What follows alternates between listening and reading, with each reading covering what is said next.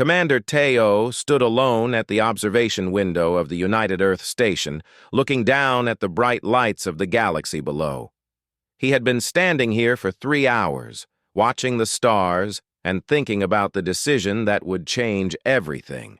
His face was tired and worn from years of fighting in battles across the galaxy.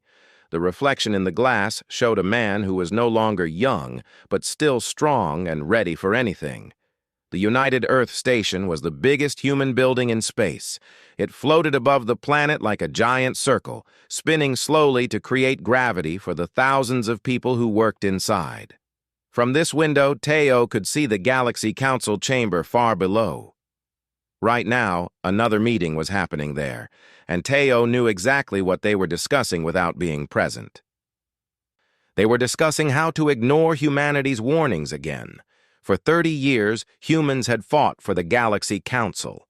They had sent their best soldiers to fight against the void creatures that ate planets and stars. The void was not like other enemies. It was hungry and smart. It learned from every fight. It grew stronger every time. The humans understood this better than anyone else because they had studied the void the longest and fought it the hardest. 3 weeks ago, Teo had gathered all of humanity's top scientists and military leaders. They had looked at the void's patterns for months.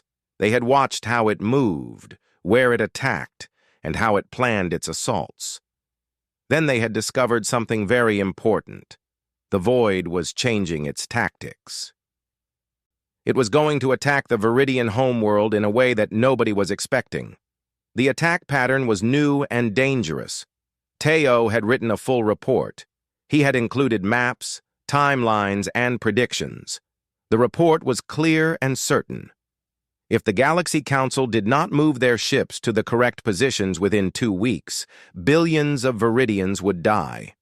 This was not a guess or opinion. This was mathematical fact based on void behavior analysis. He had sent the report to the Council. He had waited. Then he had sent it again, with more details.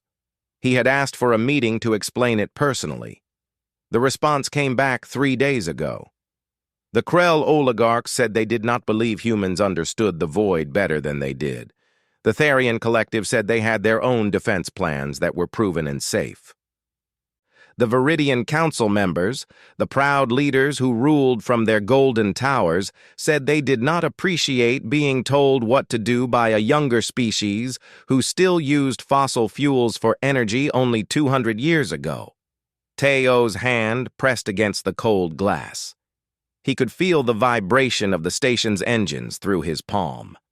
He thought about the soldiers under his command. He thought about the human pilots who had died protecting these same species who now rejected their help. He thought about the thousands of humans who believed in the Galaxy Council's unity. That was when his communication device made a soft sound. He touched it and heard the voice of Minister Ji-Wan. She was the leader of Earth's government, a woman who had been elected by all the people of humanity. Her voice was calm but serious. "Teo," she said, "I need you to come to the Emergency Council session. We have made a decision." Teo left the observation window and moved quickly through the station's corridors. The hallways were filled with people from many different species. Viridians with their tall bodies and blue skin walked past short Krell merchants. Therian soldiers in their protective suits nodded to human officers. But Teo noticed something different now. These people did not meet human eyes. They did not seem ashamed exactly, but they seemed to look away. The Emergency Council was held in the hidden chambers beneath Earth's government building. Only the most important leaders were allowed to enter this room. When Teo arrived, he saw 30 of humanity's most powerful people sitting around a table made from ancient Earth stone. Minister Ji-Wan sat at the head of the table. She was an older woman with gray hair and a face that had learned patience through many years of political work. She looked at Teo and gestured for him to sit. "We have voted," Ji-Wan said simply. "The decision is unanimous.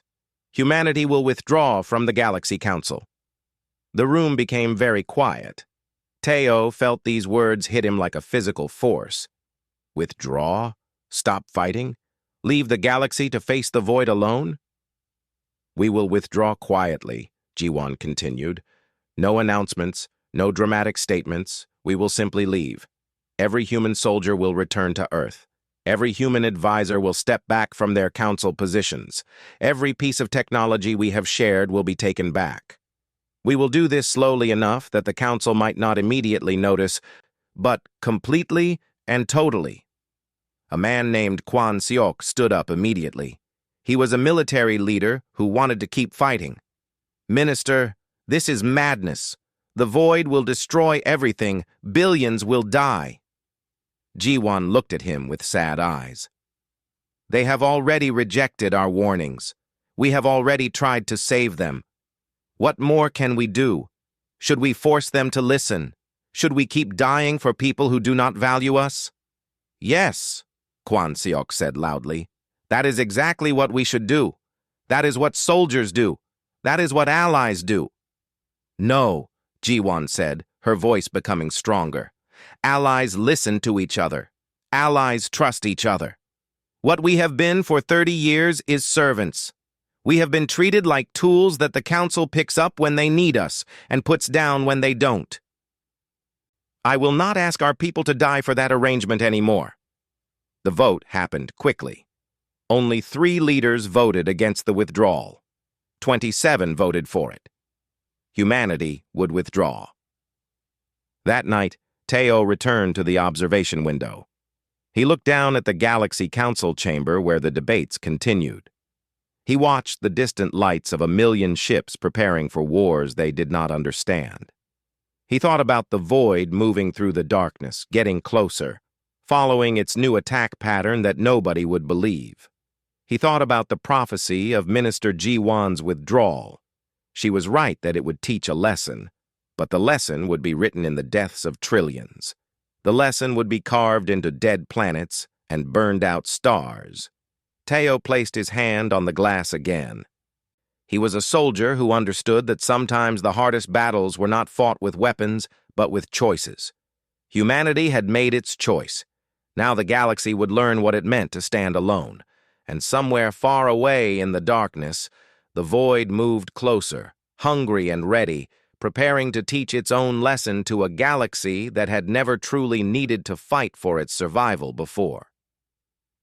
Captain Dae-sung watched the sensor screens light up like dying stars. He was sitting in the command chair of a small observation ship, hidden far beyond the edge of the galaxy where no one came to look. The ship was cloaked, invisible even to the most advanced detection systems in the universe. This was where humanity was watching now. Not fighting, not helping, just watching. The withdrawal had taken exactly 6 weeks to complete. The human soldiers had left their posts one by one, citing family problems and personal reasons. The human advisors had quietly stepped back from the Galaxy Council meetings. The technology that Earth had shared, the enhanced propulsion systems, the early warning sensors, the special weapons designed specifically for void creatures, all of it had been collected and removed. By the end of week 6, humanity had become a ghost. They were still there on the edge of the galaxy, but they were gone from the places where power was held. Dae-sung had volunteered to stay in this observation position. He wanted to see what would happen. He wanted to understand if Minister Jiwan was right or wrong about the withdrawal. He knew that billions of lives hung in the balance, and somehow that knowledge made him feel both very small and very important at the same time. The first warning came on day 53 of the withdrawal. The void attacked the Viridian homeworld exactly where Teo had predicted it would attack. The method was new and terrible. Instead of attacking with the massive creatures that everyone expected, the void sent thousands of small ships that moved faster than anyone had calculated possible. The Viridian defense grid, which had been designed for large, slow attacks, could not adjust quickly enough. Dae-sung watched on his sensors as the Viridian ships tried to move into defensive positions. They were trying to use the same formations that had always worked before. They were using the same strategies that had been successful for 50 years. But the Void was not fighting them the way it used to fight. It was fighting the way Teo had warned it would fight. The sensors showed billions of light signals going dark. These were not just numbers on a screen to Daesung. Each signal represented a ship. Each ship carried thousands of living beings. Within 3 hours, half of the Viridian defense fleet was destroyed. Daesung sent the data back to Earth. He did not send opinions or analysis. He just sent the numbers and the images. Minister Ji-won would understand what they meant. Everyone would understand. The Viridian homeworld fell within 2 days. The cities burned. The great libraries that held the history of the Viridian people for 3,000 years were destroyed. The beautiful gardens where Viridian children played were turned into dust. Billions of Viridians died. The survivors fled in refugee ships looking for any safe place to hide, but the Void did not stop there. Having conquered the Viridian space, it moved on to the Krell territories. The Krell had always relied on the human soldiers to support their defensive lines. Without those soldiers, the Krell defensive grid fell apart quickly. The Krell were traders and builders, not warriors. They had never learned to fight truly alone. Within a week, 3 major Krell worlds were gone forever. Daesung's sensors showed everything. He recorded all of it. He sent all of it back to Earth. He watched as star systems died one by one. He watched as ancient civilizations that had existed for thousands of years were erased in hours. The Therian Collective tried a different approach. They gathered their military strength and prepared for a massive counter-assault. They believed they could push the Void back if they attacked with enough power. They made their plans without asking for human advice. They did not need humans anymore, they said. They were strong enough on their own. Daesung watched as the Therian fleet moved into battle. The Therian ships were impressive and fast. The Therian soldiers were brave and disciplined. But the Void had learned something important during the 30 years of fighting humans. It had learned to be unpredictable. It had learned to think in new ways. It had learned to turn its enemies' strengths into weaknesses. The great Therian counter-assault was destroyed in 48 minutes. The Void did not defeat the Therian fleet directly. Instead, it used their own formation patterns against them. It allowed certain parts of the Therian fleet to attack successfully, drawing them deeper into space. Then it closed around them like a trap that had always been meant for them. 10 million Therian soldiers died in that battle. The Therian Collective had never known such a loss. Their military strength, which they had believed was unbreakable, was broken. Daesung sent this data to Earth as well. He watched as panic spread through the remaining species of the Galaxy Council. He watched as they tried to reorganize their defenses. He watched as they held emergency meetings and argued about what to do. He watched as they sent their science advisors to study the Void's new tactics. But they did not have Teo's brain for military strategy. They did not have the human soldiers who had learned to fight this enemy through years of hard experience. They did not have the early warning systems that humans had created and installed throughout their space. They had thrown all of these things away. The Void moved through space like a predator that finally understood its own power. It moved toward the heart of the galaxy, toward the central planets where the most important cities were located. The refugee ships from the destroyed worlds multiplied. The number of homeless beings grew into the billions, then the tens of billions. On day 87 of the observation, Daesung received a message from Minister Ji-won. She had been watching the same sensor data that he was sending.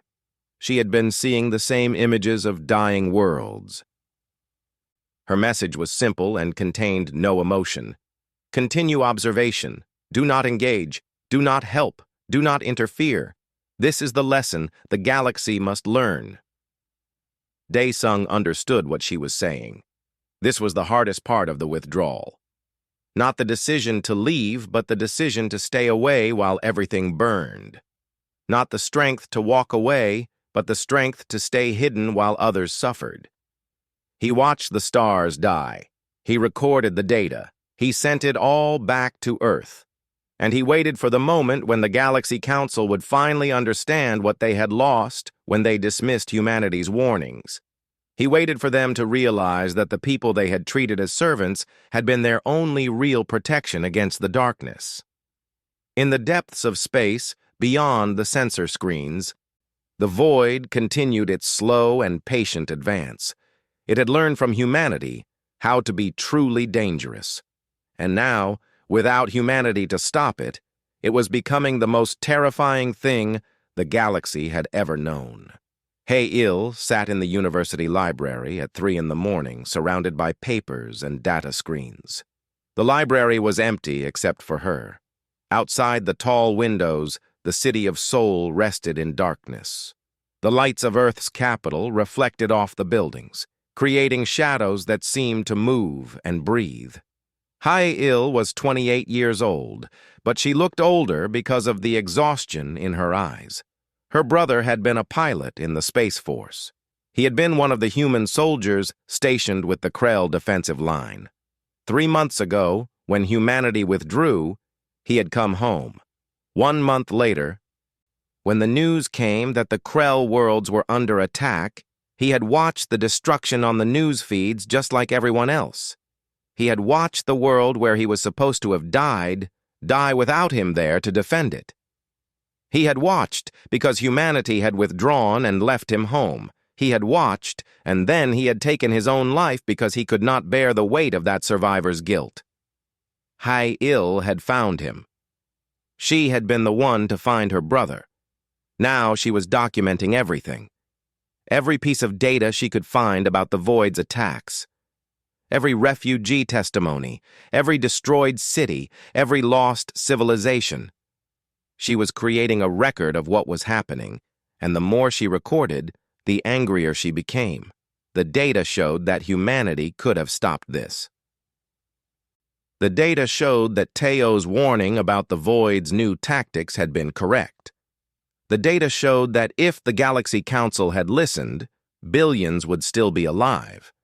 The data showed that humanity had the power to save these people and had chosen not to. Hay-Il's hands shook as she compiled the information. She was not military, she was not a politician, she was a scientist who studied how societies break down. She was a researcher who understood human psychology and decision-making. And she understood something that most people did not want to understand, that Minister Ji-won had made a mistake. By the time the sun rose over Seoul, Hay-Il had written 17 pages of analysis about humanity's responsibility for the deaths now occurring across the galaxy.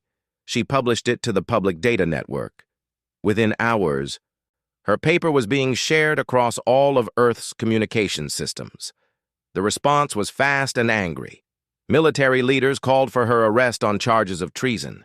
Political advisors said she was spreading dangerous lies. Security agents came to her apartment and questioned her for hours. But something else was happening too. Other people were coming forward with the same thoughts.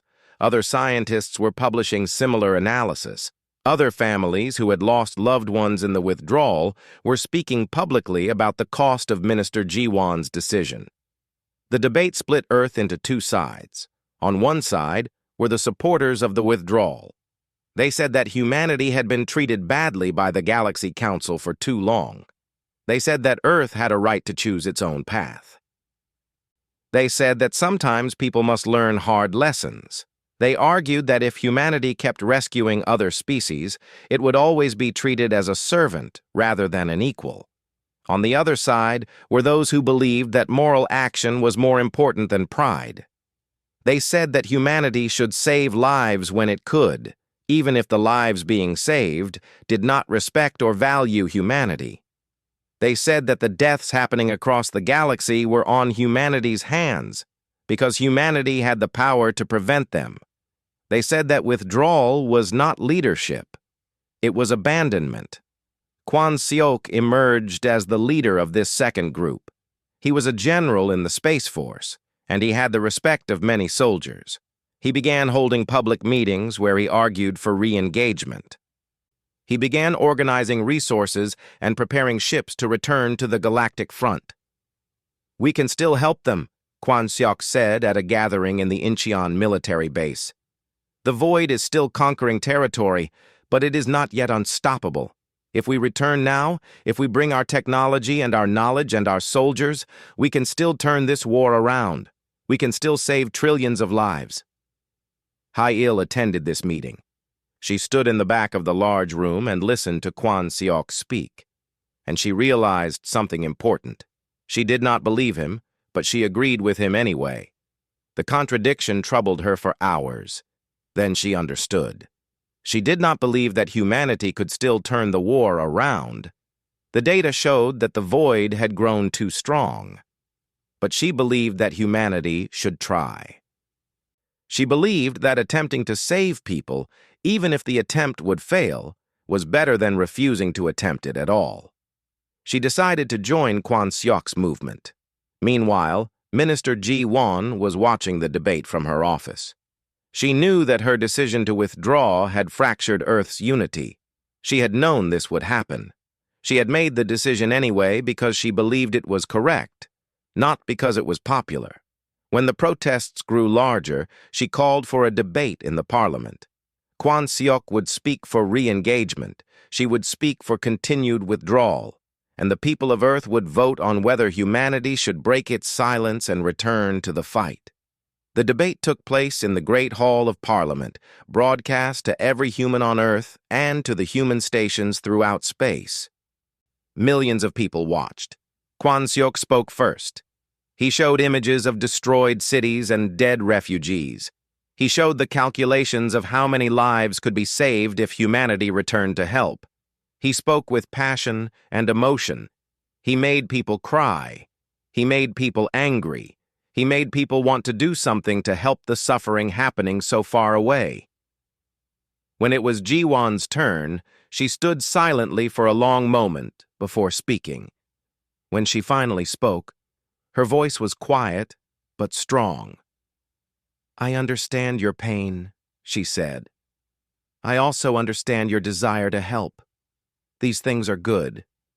But let me ask you something. For 30 years, humanity warned the Galaxy Council about the dangers it faced. For 30 years, we offered our knowledge and our soldiers and our help. For 30 years, they rejected us. They told us we were not important. They told us our analysis was incorrect. They told us they could handle problems without us." Ji-won paused and looked directly at the cameras. "If we return to help them now, without them even asking us to return, what does that teach them? It teaches them that our withdrawal meant nothing. It teaches them that they can ignore us and mistreat us, and we will help them anyway. It teaches them that we are not equals in this galaxy. It teaches them that we are servants who will serve regardless of how we are treated. But if we wait," Ji-won continued, "if we hold our line, and they finally come to ask for our help, then they learn something different.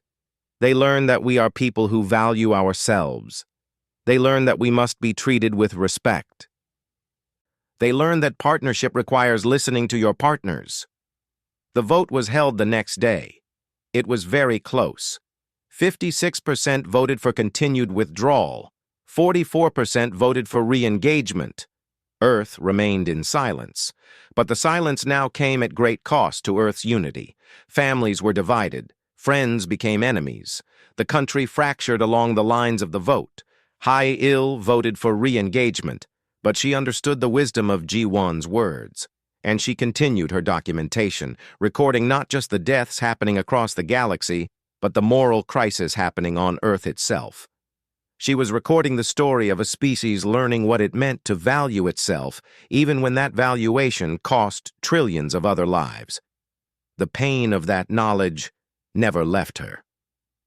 It became the weight she carried every day for the rest of her life. The envoys from the Galaxy Council arrived at Earth's orbital station on a small ship. There were only 3 of them, but they carried the weight of an entire civilization's desperation. They had come to ask for help, not to demand it, not to expect it, to ask for it. The lead envoy was Counselor Veth, a Viridian who had once been proud and confident. His tall blue body was now thin and tired. His eyes, which had once been bright and commanding, were now dull with loss. He had lost his entire family when the Viridian homeworld fell. He had survived only because he had been away attending a political conference when the attack came. With him were two other representatives. Kardec was a Krell merchant who had once made his fortune in the trade between human space and the central galaxy. Now all of his wealth meant nothing because there was nothing left to trade. The Krell civilization was dying. Half of their territory was gone. Millions of Krell refugees drifted through space in broken ships, searching for any safe place to land. The third envoy was Captain Theron, a Tharian military officer. Unlike the others, he still wore his uniform, but it was stained and torn. He had lost 10 million soldiers under his command in the counter-assault that had failed so badly. He had survived the battle, but not the guilt. These three representatives were brought to the Great Hall of Earth's government building. Minister Ji-Wan sat at the head of a long table, with Teo standing beside her. He-Il was there too, observing and recording the meeting. Counselor Veth did not wait for permission to speak. He began immediately, his voice breaking with emotion. "We were wrong," he said simply. "We were arrogant and foolish. We believed that our combined strength was enough to handle any threat. We thought that we did not need help from a younger species. We thought that your warnings were products of inferior analysis. We were completely wrong." Kardec continued the apology. "We treated your people with disrespect. We took your soldiers and your knowledge and your sacrifices for granted. We acted as though your contributions meant nothing. We were grateful, yes, but we treated you as servants rather than partners. That was our greatest mistake." Captain Theron's voice was harder, more military in tone. "We underestimated the void. We believed we understood its nature because we had studied it, but we had never truly fought it. We relied on your military to fight it for us. Without you, we are not strong enough. Trillions are dead because we did not listen to your warnings. Entire civilizations have been erased because we were too proud to accept your help." Counselor Veth stood up from his seat and walked toward Minister Ji-Wan. He moved slowly, like a man who had aged 50 years in the span of a few months. "We have come to ask you," he said, "to forgive us for what we have done, and to help us now. We do not deserve your help.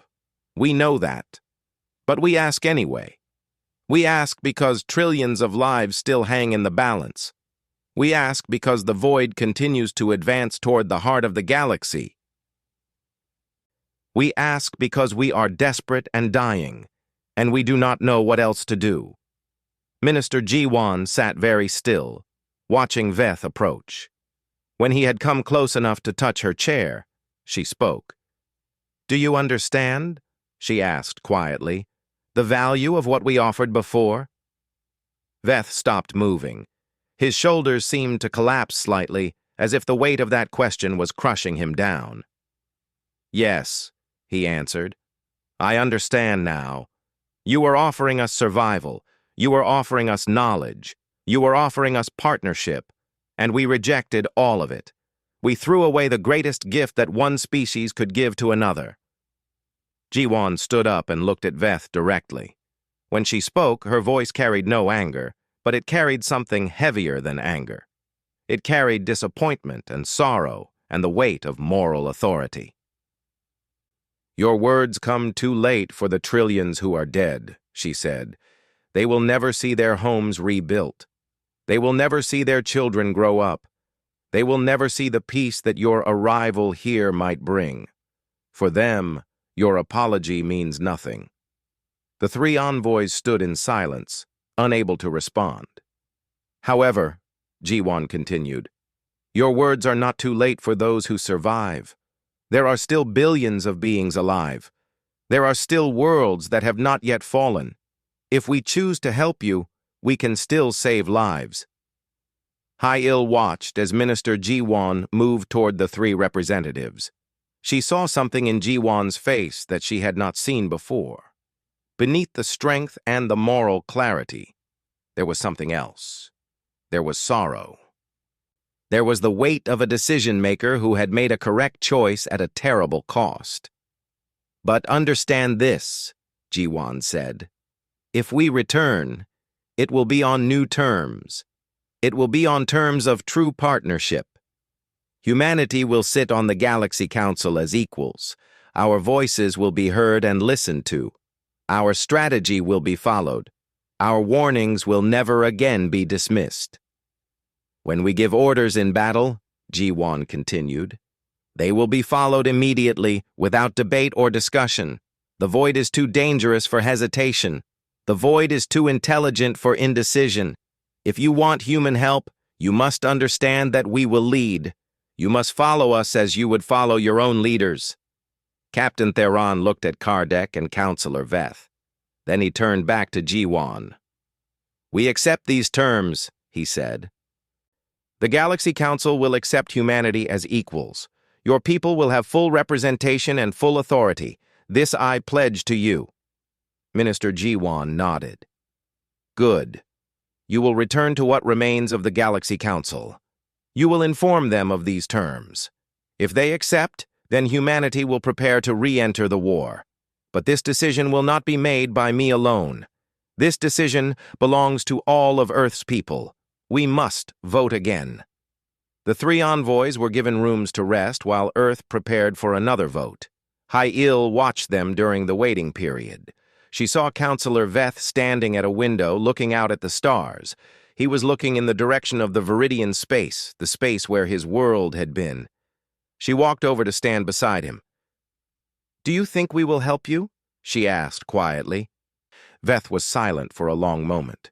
When he spoke, his voice was very tired. "I do not know," he said. "I do not know if your people will forgive us. I do not know if it is even possible to forgive what we have done by rejecting your help. But I hope. I hope, because if your people do not help us, then everything will end. The void will continue to consume the galaxy until nothing is left but empty space and the memory of civilizations that used to exist." "And you deserve that?" Hai-Il asked, not unkindly. "Perhaps," Veth said. "But trillions of beings who did nothing wrong do not deserve it. They deserve a chance to live." Hai-Il understood. This was what Minister Ji-won had understood from the beginning. This was what the withdrawal had taught the galaxy, that sometimes the harshest lessons were also the most important ones. That sometimes stepping back was the strongest action a person could take. The vote on Earth took 2 weeks. This time, the margin was different. 68% voted in favor of re-engagement. The withdrawal had taught Earth a lesson, too. The lesson was that compassion and self-respect were not opposed to each other. The lesson was that helping others did not require accepting disrespect. Humanity prepared to return to the war, but they would return as a different people. They would return as equals. They would return knowing their own worth. Commander Teo stood in the launch bay of the new human flagship, watching the soldiers prepare their ships for departure. This was not the old human fleet that had served the Galaxy Council before. This was a new fleet, rebuilt and redesigned. Every ship had been improved. Every weapon had been upgraded. Every strategy had been reanalyzed and perfected. The soldiers themselves were different too. They carried themselves with a different kind of confidence. They knew now that they were not servants. They knew they were warriors. They knew that the galaxy had failed them once, and they would not fail the galaxy again. 6,000 human ships prepared to launch from Earth orbit. Behind them were support vessels and research ships and medical facilities. Behind those were more soldiers arriving every day from the colonies throughout human space. The total force numbered nearly 2 million soldiers, more than humanity had ever sent to space before. Teo walked through the launch bay, speaking to the soldiers as they prepared. He looked into their eyes and saw determination, but also something else. He saw knowledge of what was at stake. He saw understanding of what it had meant for Earth to withdraw. He saw soldiers who were going to fight, not just to win, but to prove that humanity's withdrawal had been justified. Dae Sung was there, arriving from his observation post at the edge of the galaxy. He had been watching the Void's advance and had compiled all of his data. He walked to Teo with a heavy expression. "The Void has moved faster than we expected," Dae Sung said. "In the 2 weeks since the vote on Earth, they have conquered 3 more sector territories. The Viridians are holding on to a few remaining colonies, but they are losing ground daily. The Krell have abandoned their central territories and are retreating toward the core worlds. The Therian are trying to hold a defensive line, but without human support, they are not succeeding." Teo looked at the data Dae Sung was showing him. The situation was even worse than he had anticipated, but there was still hope. There was still time. There were still civilizations that could be saved if humanity moved fast enough. "Prepare the ships," Teo ordered. "We leave in 3 hours. No delays. I want us at the Therian defensive line within 5 days. The journey through space took exactly 5 days. The human fleet traveled faster than any fleet had traveled before because the ships had been improved and because the pilots flew with desperate urgency. They knew what was waiting for them on the other end of that journey. They knew they were racing against time itself. When they arrived at the Therian defensive line, they found a civilization fighting for its last breath. The Therian fleet was small and battered. The soldiers were exhausted. The defensive grid was failing. The Void creatures were moving closer every day, consuming territory, destroying ships, eating everything they found. The Therian commander, Captain Theron, stood on his bridge watching the Void approach. He knew that his people had only days left before the Void would break through his final line of defense. Then the human ships appeared on his sensors. Teo established communication immediately. His first orders were clear and military and left no room for debate. "All Therian forces will fall back to secondary defensive positions," he commanded. "Human forces will take the front line. Therian pilots will provide support from a safe distance. Do not question these orders. Do not delay. Begin moving immediately." The Therian soldiers, who had been conditioned by their culture to expect debate and discussion, were startled by the directness and authority in Teo's voice. But they also recognized it for what it was, the voice of someone who understood war and who had fought this enemy before. They began moving their ships without argument. The first battle between the new human fleet and the Void was terrible and beautiful at the same time. The human ships were faster and more agile than the Void creatures. The human weapons were designed specifically for Void biology based on decades of research and experience. The human soldiers fought with a kind of fury that came from understanding exactly what they were fighting for. They were fighting for the right to be treated as equals. They were fighting to prove that humanity's withdrawal had meant something. They were fighting for the billions who had died because the Galaxy Council had not listened to them. The Void threw everything at them. It sent creatures that were fast and small and maneuverable. It sent creatures that were huge and powerful and difficult to kill. It sent creatures that were intelligent and adaptive, that learned from each human attack and modified their defenses accordingly. But the Void had not encountered human soldiers who were truly motivated to destroy it. Hae-Il was there, aboard one of the research ships, analyzing Void patterns in real time and sending tactical suggestions to Teo. Her documentation of the war was becoming legendary. She watched screens that showed human pilots executing maneuvers that should have been impossible. She watched coordinated attacks that broke through Void defenses that had seemed unbreakable. She watched humanity fighting as though its soul depended on winning this war, because, in a way, it did. The battle lasted for 48 hours without stopping. Ships were destroyed, soldiers died, but slowly, incrementally, the Void was pushed back, not defeated, not destroyed, but pushed back. Territory that had been lost was reclaimed. Refugees who had been fleeing could finally stop running. When the first major battle ended, Teo stood on his bridge looking at the data. They had lost 2,000 ships and 40,000 soldiers. The losses were devastating, but they had stopped the Void's advance. They had proven that humanity was not going to lose. Over the following months, the war continued in this pattern. Human forces would arrive at a threatened sector. They would establish defensive positions. They would engage the Void in battle. They would win or lose ground based on the intelligence they gathered and the strategies they employed. Slowly, impossibly, the tide of the war began to turn. The Void was still dangerous. The Void was still intelligent and adaptive. The Void was still learning new ways to attack. But the Void had finally encountered an enemy that it could not easily defeat. The Void had encountered human soldiers who understood it, and human commanders who refused to give up. A year into the return, human forces had halted the Void's advance. 2 years into the return, human forces had started to push the Void back. 3 years into the return, human forces had retaken territories that had been lost and were advancing into new space. Teo aged during this time.